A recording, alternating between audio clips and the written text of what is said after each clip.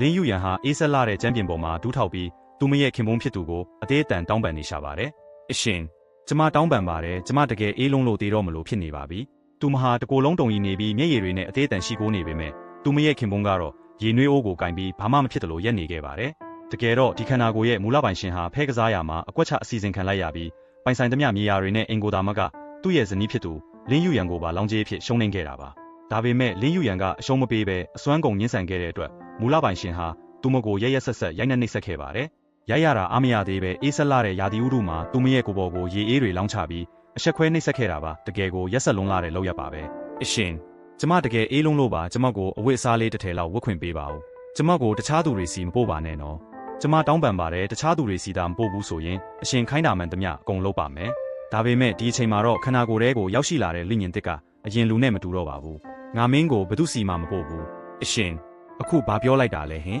။ငါပြောတာကမင်းကိုဘသူစီမှမပို့ဘူးလို့ပြောတာဒါပေမဲ့ယူရန်ငါတို့အခုငတ်မွတ်ပြီးတရားတော်မဲ့အခြေအနေမှာရှိနေတယ်။ဒါကြောင့်ငါမင်းကိုရွေးချယ်စရာနှစ်ခုပေးမယ်ပထမတစ်ခုကတော့မင်းကိုငါလွတ်ပေးမယ်မင်းသွားချင်တဲ့နေရာကိုသွားနိုင်တယ်။ဒုတိယတစ်ခုကတော့ငါနဲ့အတူဆက်ရှိနေဖို့ပဲမင်းဟာငါရဲ့ဇနီးဖြစ်တဲ့အတွက်မင်းနဲ့ဒီအိမ်အောင်စုကိုငါအစွမ်းကုန်စူးစမ်းပြီးကျွေးမွေးဆောင်ရှောက်သွားမယ်။ဒါပေမဲ့ငါတို့အသက်ရှင်နိုင်မလားမရှင်နိုင်ဘူးလားဆိုတာကတော့ကြတရားပေါ်မှာပဲမူတည်လိမ့်မယ်။ဒီတော့အားကိုးရမယ့်နေရဲ့လင်းယူရန်တယောက်သူမရဲ့ခင်ပွန်းအစ်နဲ့အတူဒီခက်ခဲလာတဲ့ဘဝခရီးကိုဘယ်လိုဆက်လျှောက်သွားမလဲ။